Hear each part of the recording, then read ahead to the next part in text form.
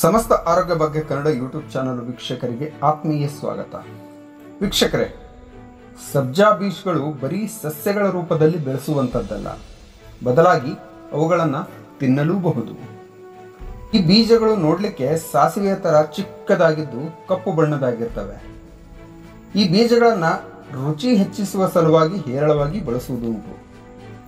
ಇವೆಲ್ಲ ಕಾರಣಗಳಿಂದಾಗಿ ಇವುಗಳನ್ನು ಸಬ್ಜಾ ಸೀಡ್ಸ್ ಅಥವಾ ತುಕ್ಮಾರಿಯ ಬೀಜಗಳು ಬೇರೆ ಬೇರೆ ಪ್ರಾಂತಗಳಲ್ಲಿ ಬೇರೆ ಬೇರೆ ಹೆಸರಿನಿಂದ ಕರೆಯುವ ರೂಢಿ ಇದೆ. ವೀಕ್ಷಕರೇ, ಇವತ್ತು ನಾನಿಲ್ಲಿ ನಿಮಗೆ ಸಬ್ಜಾ ಬೀಜಗಳು ಉಪಯೋಗಿಸುವುದರಿಂದ ಆಗುವಂಥ ಲಾಭಗಳ ಬಗ್ಗೆ ಮಾಹಿತಿಯನ್ನು ನೀಡ್ತಾ ಇದ್ದೇನೆ. ನಾನು ಕೊಡುವಂಥ ಮಾಹಿತಿ ನಿಮಗೆ ಇಷ್ಟ ಆಗ್ತಾ ಇದ್ದರೆ ವಿಡಿಯೋಗೆ ತಪ್ಪದೇ ಲೈಕ್ ಮಾಡಿ, ಜೊತೆಗೆ ನಮ್ಮ ಚಾನಲನ್ನು ಸಬ್ಸ್ಕ್ರೈಬ್ ಮಾಡಿಕೊಳ್ಳಿ.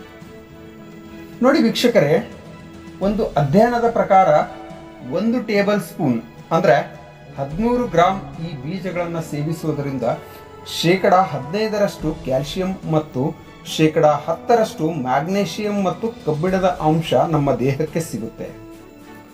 ನೋಡಿ, ಈ ಕ್ಯಾಲ್ಸಿಯಂ ಮತ್ತು ಮ್ಯಾಗ್ನೇಷಿಯಂ ನಮಗೆ ಮತ್ತು ನಮ್ಮ ಎಲುಬುಗಳಿಗೆ ಜೊತೆಗೆ ನಮ್ಮ ಮಾಂಸಖಂಡಗಳಿಗೆ ಅತ್ಯಗತ್ಯವಾಗಿ ಬೇಕಾಗಿರುವಂಥ ಅಂಶ. ಅದರಲ್ಲೂ ಪ್ರಮುಖವಾಗಿ ಕೆಂಪು ರಕ್ತ ಕಣಗಳನ್ನು ಹೆಚ್ಚಿಸಲು ಈ ಬೀಜಗಳು ಸಹಾಯ ಮಾಡುತ್ತವೆ. ಯಾರಿಗೆಲ್ಲ ರಕ್ತ ಕಣಗಳು ಉತ್ಪತ್ತಿ ಆಗ್ತಾ ಇಲ್ಲ ಅನ್ನೋರು ಈ ಸಬ್ಜಾ ಸೀಡ್ಗಳನ್ನು ಅತಿಯಾಗಿ ಬಳಸುವುದರಿಂದ ಅಂಥವರಲ್ಲಿ ಕೆಂಪು ರಕ್ತ ಕಣಗಳ ಉತ್ಪತ್ತಿ ಜಾಸ್ತಿ ಆಗುತ್ತೆ. ಅಂದರೆ ನೀವು ನಂಬ್ತೀರಾ? ಹೌದು ವೀಕ್ಷಕರೇ. ಇನ್ನು ಸಾಕಷ್ಟು ಜನರು ಅವರು ಮಾಡುವ ಡಯಟ್ನಲ್ಲಿ ಈ ಕ್ಯಾಲ್ಸಿಯಂ ಮತ್ತು ಮ್ಯಾಗ್ನೇಷಿಯಂ ಅಂಶ ಅವರ ದೇಹಕ್ಕೆ ಸಿಗೋದೇ ಇಲ್ಲ. ಆವಾಗ ಈ ಬೀಜಗಳ ಸೇವನೆ ಮಾಡೋದ್ರಿಂದ ದೇಹಕ್ಕೆ ಬೇಕಾಗುವ ಪೋಷಕಾಂಶಗಳು ನಮ್ಮ ಶರೀರಕ್ಕೆ ದೊರಕುತ್ತವೆ. ಜೊತೆಗೆ ಈ ಮಾಂಸಾಹಾರ ಡೈರಿ ಪ್ರಾಡಕ್ಟ್ಸ್ಗಳು ಸೇವಿಸದ ಜನರಿಗೆ ಈ ಬೀಜಗಳು ಕಬ್ಬಿಣ ಮತ್ತು ಕ್ಯಾಲ್ಸಿಯಂನ ಪ್ರಮುಖ ಮೂಲವಾಗಿದೆ ಎಂದರೆ ತಪ್ಪಾಗಲಿಕ್ಕಿಲ್ಲ. ನೋಡಿ ವೀಕ್ಷಕರೇ, ಈ ಬೀಜಗಳಲ್ಲಿ ಫೈಬರ್ ಅಂಶ ಹೇರಳವಾಗಿದೆ. ಅಂದರೆ ಸಾಲ್ಯುಬಲ್ ಫೈಬರ್. ನೋಡಿ, ಸಾಲ್ಯುಬಲ್ ಫೈಬರ್ ಮತ್ತು ಇನ್ಸಾಲ್ಯುಬಲ್ ಫೈಬರ್ನಲ್ಲಿ 2 ವಿಧಗಳು. ಅದರಲ್ಲಿ ಈ ಬೀಜಗಳಲ್ಲಿ ಸಾಲ್ಯುಬಲ್ ಫೈಬರ್ ಅಂದರೆ ನೀರಿನಲ್ಲಿ ಕರಗುವ ನಾರಿನಾಂಶ ಅತೀ ಹೇರಳವಾಗಿದೆ. ಈ ನೀರಿನಲ್ಲಿ ಕರಗುವ ಫೈಬರ್ ಹೆಚ್ಚಾಗಿ ನಮ್ಮ ಶರೀರಕ್ಕೆ ಯಾಕೆ ಬೇಕು, ಯಾವ ಕಾರಣಗಳಿಗಾಗಿ ಬೇಕು, ಯಾವ ಕಾರಣಗಳಿಗಾಗಿ ಈ ಬೀಜಗಳನ್ನು ಸೇವಿಸಬೇಕು ಅಂತ ನೋಡೋದಾದರೆ 1 ಟೇಬಲ್ ಸ್ಪೂನ್ ಸಬ್ಜಾ ಸೀಡ್ನಲ್ಲಿ 7 ಗ್ರಾಂನಷ್ಟು ಫೈಬರ್ ಅಂದರೆ ಸಾಲ್ಯುಬಲ್ ಫೈಬರ್ ನಮ್ಮ ದೇಹಕ್ಕೆ ದೊರಕುತ್ತೆ. ಇದೇ ಕಾರಣಕ್ಕಾಗಿ ಶೇಕಡ 5ರಷ್ಟು ವಿದೇಶಿಗರು ಹೆಚ್ಚಾಗಿ ಫೈಬರ್ ಮತ್ತು ಫೈಬರ್ ಅತಿಯುಕ್ತವಾದ ಆಹಾರಗಳು, ತರಕಾರಿಗಳು ಅವರು ತಮ್ಮ ದೈನಂದಿನ ಜೀವನದಲ್ಲಿ ಕನ್ಸ್ಯೂಮ್ ಮಾಡ್ತಾ ಇದ್ದಾರೆ. ಇನ್ನು ಈ ಸಬ್ಜಾ ಸೀಡ್ಗಳನ್ನು ಸೇವಿಸುವುದರಿಂದ ನಮ್ಮ ಕರುಳಿನ ಆರೋಗ್ಯವನ್ನು ಸುಧಾರಿಸಿಕೊಳ್ಳಬಹುದು. ಹೇಗೆ ಅಂತೀರಾ? ನೋಡಿ ವೀಕ್ಷಕರೇ, ಟೆಸ್ಟ್ ಟ್ಯೂಬ್ ಸ್ಟಡೀಸ್ ಅಧ್ಯಯನದ ಪ್ರಕಾರ ಇದರಲ್ಲಿರುವ ಪೆಕ್ಟಿನ್ ಅಂಶ ಒಂದು ಉತ್ತಮ ಪ್ರೀಬಯೋಟಿಕ್ ಆಗಿ ಕೆಲಸ ಮಾಡುತ್ತೆ. ಈ ಪೆಕ್ಟಿನ್ ಹೇಗೆ ಕೆಲಸ ಮಾಡುತ್ತೆ ಅಂದರೆ ಒಂದು ಜೆಲ್ ರೀತಿ ಕೆಲಸ ಮಾಡುತ್ತೆ. ಆಹಾರ ಮತ್ತು ನಾವು ಸೇವಿಸಿದ ಆಹಾರದ ಥಿಕ್ನೆಸ್ಸನ್ನು ಮತ್ತು ಆಹಾರದಲ್ಲಿರುವ ಪ್ರಮುಖ ಪೋಷಕಾಂಶಗಳನ್ನು ಹೀರಿಕೊಳ್ಳಲು ಸಹಾಯ ಮಾಡುತ್ತದೆ. ಹಾಗಾಗಿ ತಿಂದ ಆಹಾರ ಅನ್ನನಾಳದ ಮೂಲಕ ಸ್ಮೂತಾಗಿ ಕರುಳನ್ನು ಸೇರಿ ಅಲ್ಲಿರುವ ಗಟ್ ಬ್ಯಾಕ್ಟೀರಿಯಾಗಳಿಗೆ ಸಹಾಯ ಮಾಡುತ್ತದೆ. ಜೊತೆಗೆ ಕರುಳಿನಲ್ಲಿರುವ ಉರಿಯೂತವನ್ನುಂಟು ಮಾಡುವ ಬ್ಯಾಕ್ಟೀರಿಯಾಗಳನ್ನು ನಿರ್ಮೂಲನೆ ಮಾಡಲು ಈ ಸಬ್ಜಾ ಸೀಡ್ ಸಹಾಯ ಮಾಡುತ್ತದೆ ವೀಕ್ಷಕರೇ. ಇನ್ನು ಈ ಬೀಜಗಳನ್ನು ಸೇವನೆ ಮಾಡೋದ್ರಿಂದ ನಮ್ಮಲ್ಲಿ ಹೊಟ್ಟೆ ತುಂಬಿದ ಅನುಭವವಾಗುತ್ತೆ. ಯಾಕಂದರೆ ಈ ಪೆಕ್ಟಿನ್ ಏನು ಮಾಡುತ್ತೆ ಅಂದರೆ ಹಂಗರ್ ಕಡಿಮೆ ಮಾಡುತ್ತೆ, ಅಂದರೆ ಹಸಿವನ್ನು ಕಡಿಮೆ ಮಾಡುತ್ತೆ ಮತ್ತು ಹಾರ್ಮೋನ್ ಉತ್ತೇಜಿಸುವ ಮೂಲಕ ಇದನ್ನು ಸೇವಿಸುವುದರಿಂದ ಹೊಟ್ಟೆ ತುಂಬಿದಂಥ ಫೀಲ್ ನಮಗಾಗುತ್ತೆ ವೀಕ್ಷಕರೇ. ಇನ್ನು ಸಕ್ಕರೆ ಕಾಯಿಲೆಗಂತೂ ಕೇಳಲೇಬೇಡಿ ವೀಕ್ಷಕರೇ. ಯಾಕಂದರೆ ನಮ್ಮ ದೇಶ ಇತ್ತೀಚೆಗೆ ಏನಾಗ್ತಾ ಇದೆ ಅಂದರೆ ಕ್ಯಾಪಿಟಲ್ ಆಫ್ ಡಯಾಬಿಟೀಸ್ ಆಗ್ತಾ ಇದೆ. ಈ ಟೈಪ್ 2 ಡಯಾಬಿಟೀಸ್ ಹೊಂದಿರುವವರು ಪ್ರತಿ ಊಟದ ನಂತರ 10 ಗ್ರಾಂ ಈ ಬೀಜಗಳನ್ನು ನೀರಿನಲ್ಲಿ ನೆನೆ ಹಾಕಿ ಸೇವಿಸುವುದರಿಂದ ರಕ್ತದಲ್ಲಿನ ಸಕ್ಕರೆಯ ಅಂಶ ಅಂದರೆ ಪೋಸ್ಟ್ ಮೀಲ್ ಬ್ಲಡ್ ಶುಗರ್ ಶೇಕಡ 17ರಷ್ಟು ಕಡಿಮೆ ಆಗುತ್ತದೆ ಎಂದು ಇತ್ತೀಚಿನ ನಡೆದ ಅಧ್ಯಯನಗಳು ದೃಢಪಟ್ಟಿವೆ ವೀಕ್ಷಕರೇ. ಇನ್ನು ಇತ್ತೀಚೆಗೆ ಹೆಚ್ಚಾಗಿ ಕೊಲೆಸ್ಟ್ರಾಲ್ ಹೆಚ್ಚಾಗ್ತಾ ಇದೆ. ಸರ್ವೇ ಸಾಮಾನ್ಯವಾಗಿ ಈ ಕೊಲೆಸ್ಟ್ರಾಲ್ ನಾವು ಎಲ್ಲ ಕಡೆ ಕೇಳ್ತಾ ಇರ್ತೀವಿ.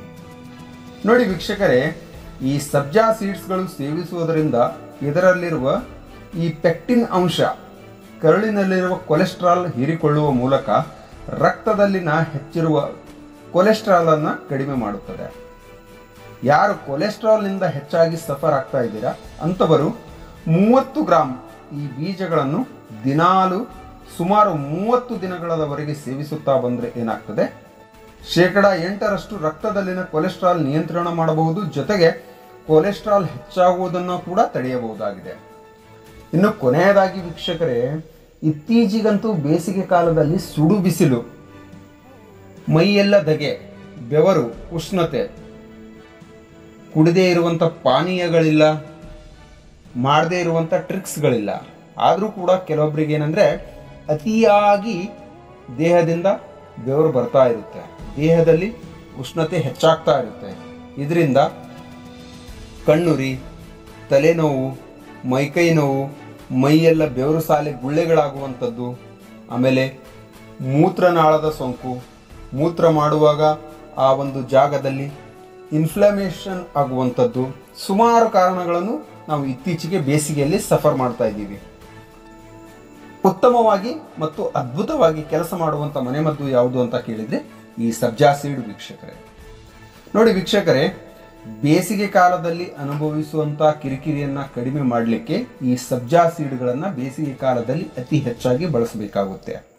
ಯಾವ ರೀತಿ ಅಂತ ನೋಡೋದಾದರೆ, 1 ಟೇಬಲ್ ಸ್ಪೂನ್ ಸಬ್ಜಾ ಸೀಡನ್ನು ತೆಗೆದುಕೊಂಡು ಅದನ್ನು ಒಂದು ಬೌಲಲ್ಲಿ ನೀರು ಹಾಕಿ ಅದನ್ನು ಚೆನ್ನಾಗಿ ರಾತ್ರಿ ನೆನೆಸಿಡಿ. ರಾತ್ರಿ ನೆನೆ ಹಾಕಬಹುದು, ಸಾಧ್ಯವಾದರೆ ಆಗದೇ ಇದ್ದ ಪಕ್ಷದಲ್ಲಿ 10 ರಿಂದ 15 ನಿಮಿಷಗಳ ಕಾಲ ನೀರಿನಲ್ಲಿ ನೆನೆ ಹಾಕಿದಾಗ ಆ ಬೀಜಗಳು ಉಬ್ಬುತ್ತವೆ. ಸೊ ಆವಾಗ ನಾವು ಕುಡಿಯುವಂಥ ಯಾವುದೇ ಡ್ರಿಂಕ್ಸ್ ಆಗಿರಬಹುದು, ಡ್ರಿಂಕ್ಸ್ ಅಂದರೆ ಮತ್ತೆ ಆಲ್ಕೋಹಾಲ್ ಅಲ್ಲ ವೀಕ್ಷಕರೇ, ದೇಹವನ್ನು ತಣ್ಣಗೆ ಮಾಡಲಿಕ್ಕೆ ನಾವು ಕುಡಿಯುವಂಥ ಪಾನೀಯ ಜೊತೆಗೆ ಈ ಬೀಜಗಳನ್ನು ಮಿಶ್ರಣ ಮಾಡಿ ಕುಡಿತಾ ಬಂದಲ್ಲಿ ಏನಾಗುತ್ತೆ, ನಮ್ಮ ದೇಹದಲ್ಲಿರುವ ಅತಿಯಾದ ಉಷ್ಣ ಕ್ರಮೇಣವಾಗಿ ಕಡಿಮೆ ಆಗ್ತಾ ಬರುತ್ತೆ. ದೇಹದಿಂದ ಅತಿಯಾಗಿ ಬೆವರ್ತಾ ಇದ್ದರೆ ಕಡಿಮೆ ಆಗ್ತಾ ಬರುತ್ತೆ.